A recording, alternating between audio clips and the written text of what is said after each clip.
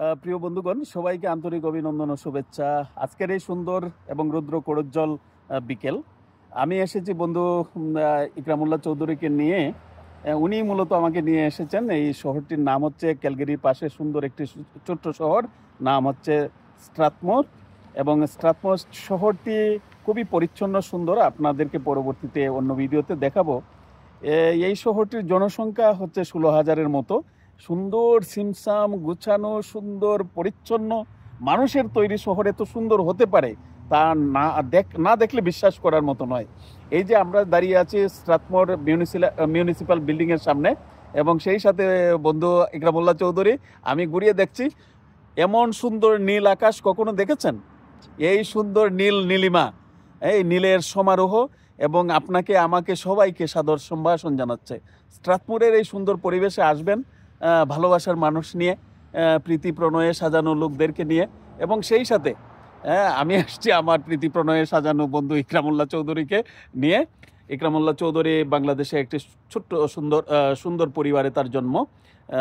Doctor Zafrullah Chowdhury বাংলাদেশের স্বাধীনতা যুদ্ধে এবং দেশের চিকিৎসা শাস্ত্রে এবং জাতীয় চিকিৎসা নীতি প্রণয়নে যার অত্যন্ত গুরুত্বপূর্ণ ভূমিকা ছিল এবং যার মেধার উপর ভিত্তি করে বাংলাদেশের ঔষধ নীতি গোটা বিশ্বে এবং ইউরোপীয় সমাদৃত। আমি যখন সুইডেনে লেখাপড়া করেছি, সেখানে ডাক্তার জাফরুল্লাহ চৌধুরী যে বাংলাদেশের জাতীয় ঔষধ নীতি প্রণয়নের সাথে এরশাদ আমলে জড়িত ছিলেন। এরশাদ একটি ভালো কাজ করেছিলেন, এবং অনেকেই ইউরোপিয়ান দেশের অনেক দেশই বলেছে বাংলাদেশের এই ঔষধ নীতিটি খুবই চমৎকার।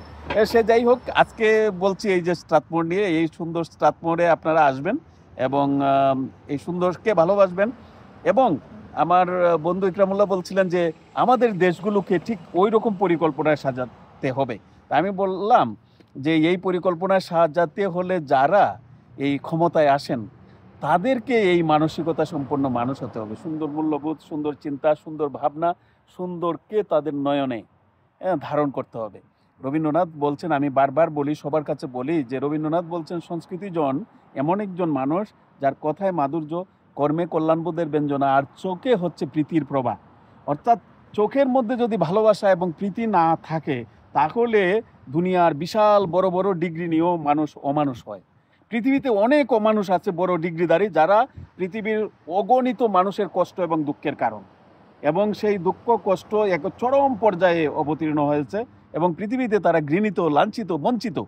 আজকে বাংলাদেশব্যাপী যে অন্যায় অবিচারের স্বর্গরাজ্য চলছে, সাধারণ মানুষ, যারা খেটে খাওয়া মানুষ, যারা বাংলাদেশকে ভালোবাসেন, যাদের কাছে আসলে ধর্ম বর্ণ নির্বিশেষে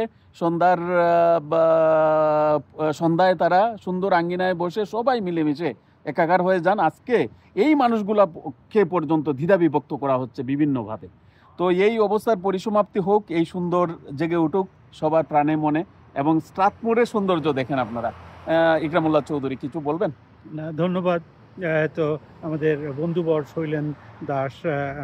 শৈলেন কুমার দাস, আমি মনে করি এই ছোট্ট শহর স্ট্রাথমোরের লোকসংখ্যা 16,000, এদের যে মিউনিসিপ্যাল সিটির যে প্ল্যানিং, ডিজাইন এবং আরবান এবং সিটি প্ল্যানিংয়ের যে সমন্বয়, এবং শহরটার ভিতরে আসলে মনে হয় আমি একটা গ্রামে আছি, অথচ শহরের সমস্ত ফ্যাসিলিটিস, রিসোর্সেস এবং গ্রামের সৌন্দর্য, সবুজ শ্যামলিমার সমারোহ সত্যি আনন্দ দেয়, মনকে আন্দোলিত করে।